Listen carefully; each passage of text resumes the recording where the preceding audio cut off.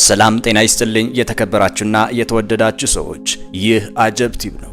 አጀብ የሚያስብሉ ክስተቶችና ታሪኮች የሚቀርብበት የዩቲዩብ ቻናል ነው። ሰብስክራይብ በማድረግ ቤተሰብ ይሁኑ።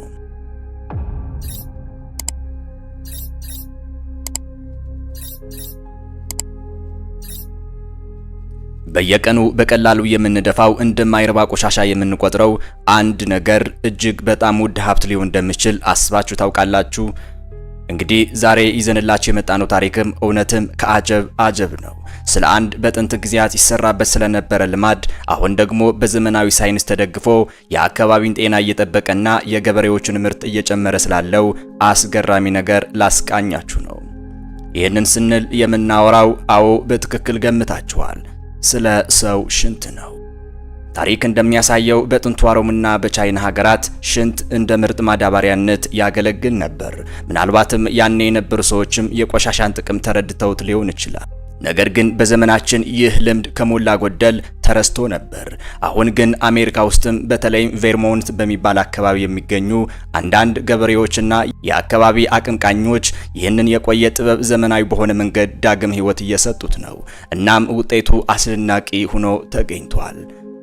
ለምን፣ እንዴትስ፣ ምንስ ችግሮች ሳሉ ሁሉንም በዝርዝር እናያለን። እስከ መጨረሻው አብራችሁን ቆዩ። የዚህ አጀብ ታሪክ መነሻ የሆነችው አሜሪካ ቬርሞንት ግዛት ውስጥ ነው። እዚህ አካባቢ የሚኖሩ ቤት ዊሊያምስ እና እንደ እሳቸው ያሉ 250 የሚሆኑ ጎረቤቶች ላለፉት 12 ዓመታትም ሽንታቸውን በጥንቃቄ ሲሰበስቡ ቆይተዋል። ለምን ይመስላችኋል? ለምርቶቻቸው ማዳበሪያ እንዲሆን ቤቲ ዊሊያምስ እንደሚሉትም በውስጣቸው የተለያየ ንጥረ ነገሮችን የያዙ ሰብሎችን እንመገባለን።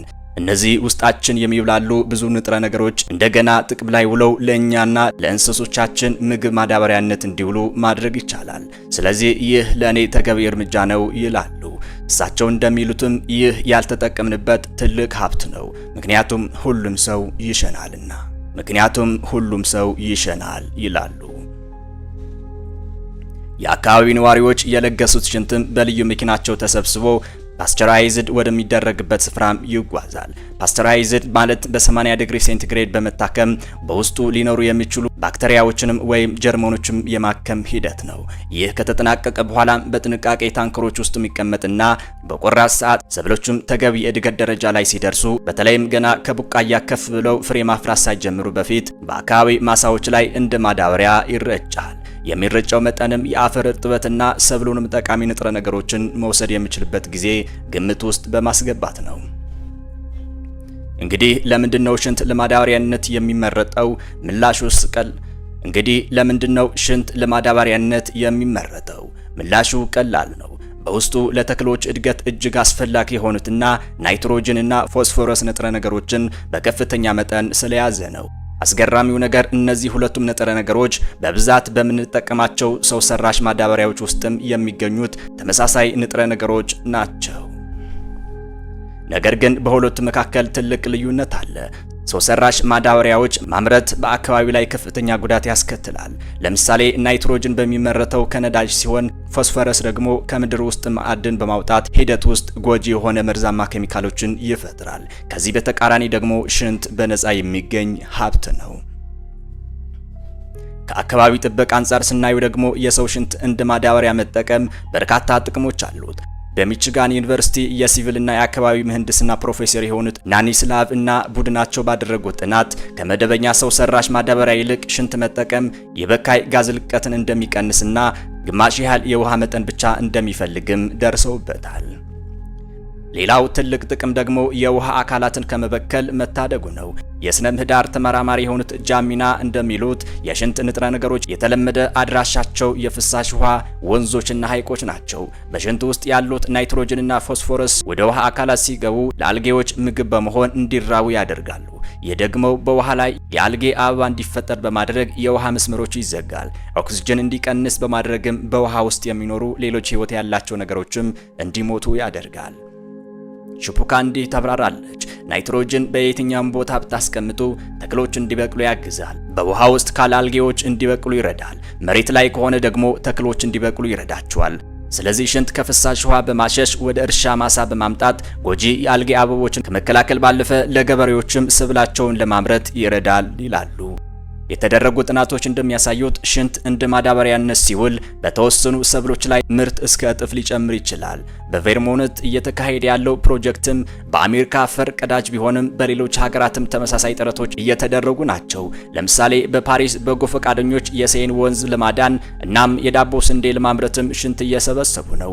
በስዊድን ደግሞ በአልጌ አበቦች የተጎዳው የጎትላንድ ደሴት አካባቢ ለመታደግ ሽንት ሰብስቦ ወደ ማዳበሪያነት የሚቀይር አሰራር ተዘርግቷል።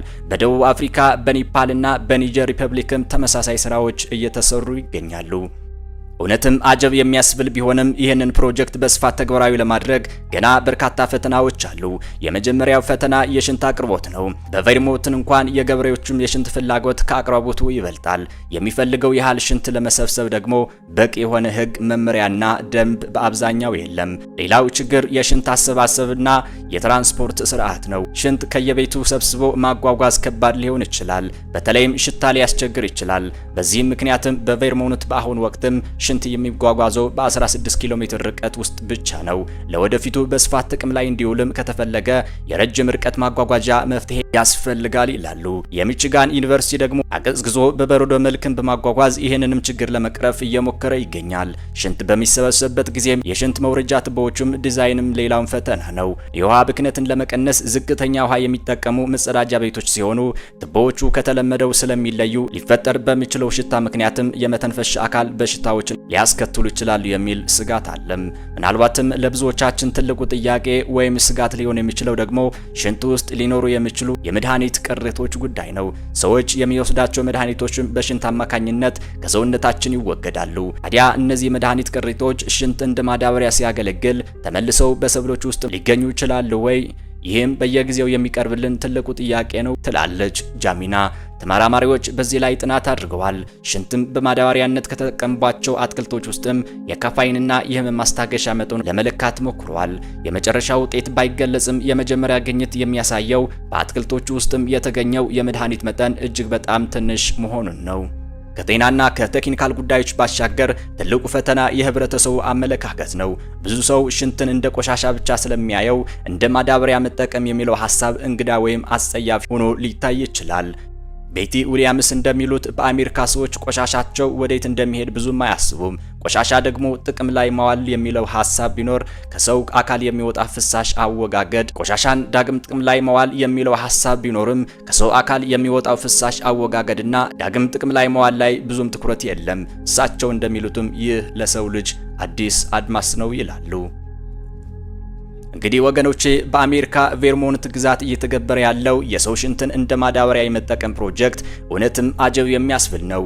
ይህም ልምድ ከጥንት የመጣ ቢሆንም ዛሬ ላይ ለአካባቢ ጥበቃና ለዘላቂ ግብርና እናም የምግብ ምርት መጨመር ትልቅ አስተዋጽኦ ሊኖረው የሚችል መፍትሄ ነው። ባክኖ የሚፈስ የሚመስለው የሰው ሽንትም በውስጡ ለተክሎች እድገት አስፈላጊ የሆነ ንጥረ ነገሮች መያዙ ከሰው ሰራሽ ማዳበሪያዎች ጋር ሲነጻጸርም የአካባቢ ጉዳቱ አነስተኛ መሆኑ እናም ምርት የመጨመር አቅሙ ይህንን ሀብት ችላ ልንለው እንደማይገባ ያሳያል። ምንም እንኳን የአስተሳሰብ፣ የትራንስፖርት፣ የህግና የህብረተሰብ አመለካከት ፈተናዎች ቢኖሩትም የተደረጉ ያሉ ጥናቶችና የቴክኖሎጂ ፈጠራዎች ይህንን ልምድ ወደፊት በስፋት ተግባራዊ ለማድረግ ተስፋ ሰጪ ናቸው።